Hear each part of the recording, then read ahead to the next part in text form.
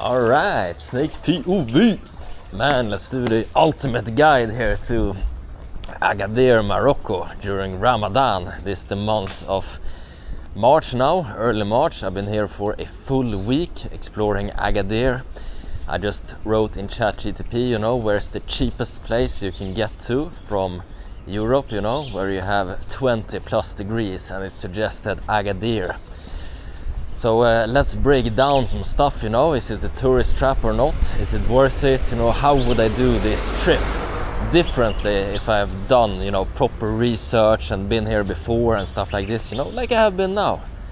Talked to a few people here, so obviously it's a completely different experience if you know French or Arabic. So this video does not apply to people who actually speak the language here. I only speak, English and very broken Spanish, and of course, the best language in the world, Swedish. But yeah, how would I have done it differently? So obviously, just coming for the sun, doing it cheaply, I would just have booked a resort. Like, look around, everything closed. Like, you come here for the sun, perfect. A lot of stuff don't open until very late. It's a little past 11 now.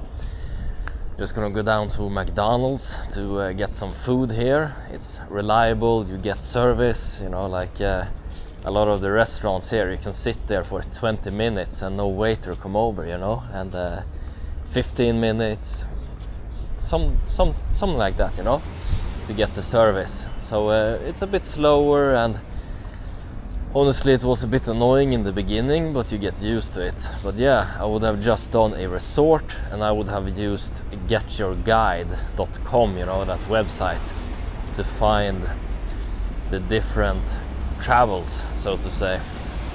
Why that? Man, it comes down to a number of things, it's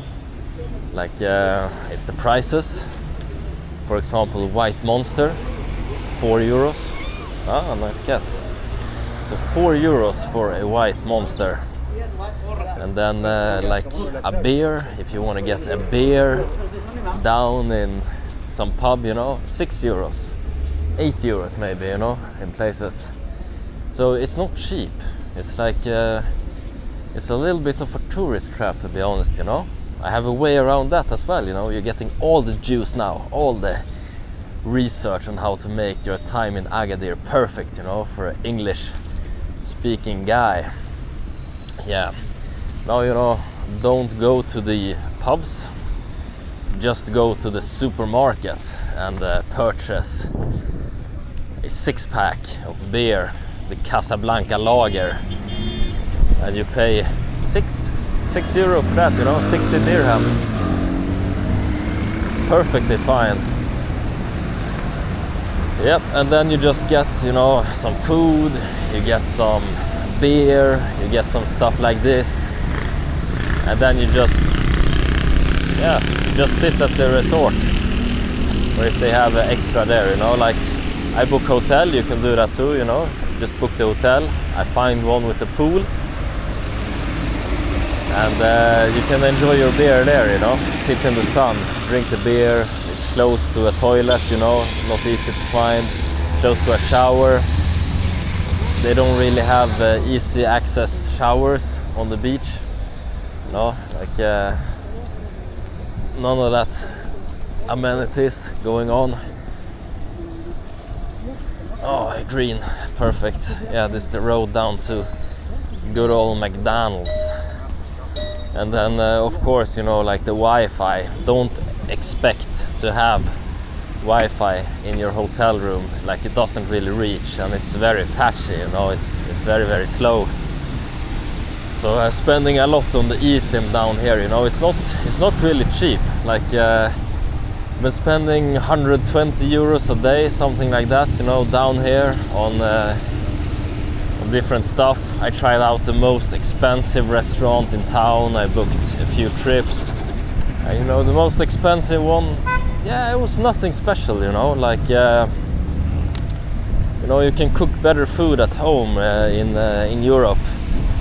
And also you see the grocery stores, they don't really have anything here, you know. They don't really produce anything. It's like, yeah, it's, I don't know how to describe it. It's just very lazy and yeah, African in a way, you know. But I'm glad to experience it, you know. Like I book a week here, and after 5 days, I'm already longing to get back to Europe, you know, sleep in a proper bed that's not made from sheepskin, you know, like the blanket. Man, that was an experience, you know, like sleeping in blankets and stuff like that. And you also notice, you know, we have some pigeons here, but they don't really have all those big seagulls everywhere down here, you know. So yeah, there's not a lot of food scraps to go around.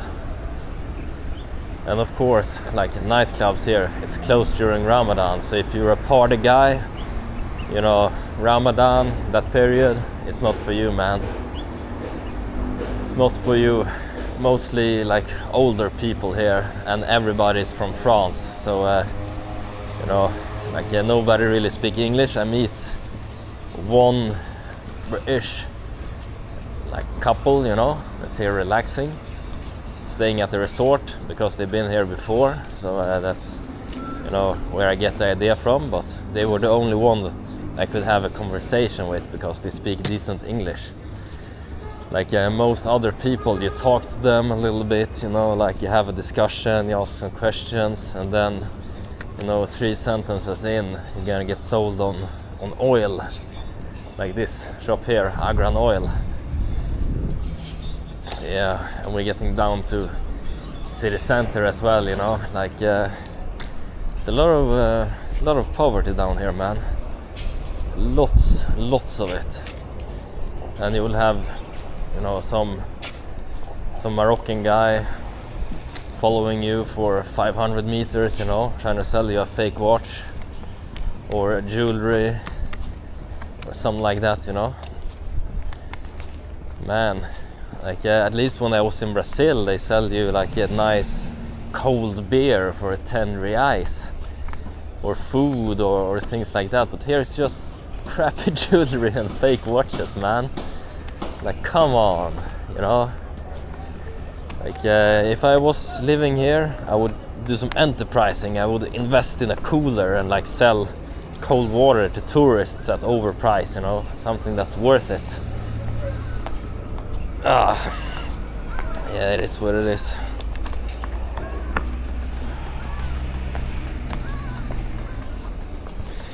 And you know, going to a McDonald's now, it opens at 11 in the day because of Ramadan, of course. Yep. Not too bad. And you know, you try the tagine, like it tastes nice, it's spicy and stuff like this. Oh, very beautiful. Look, horse and carrot.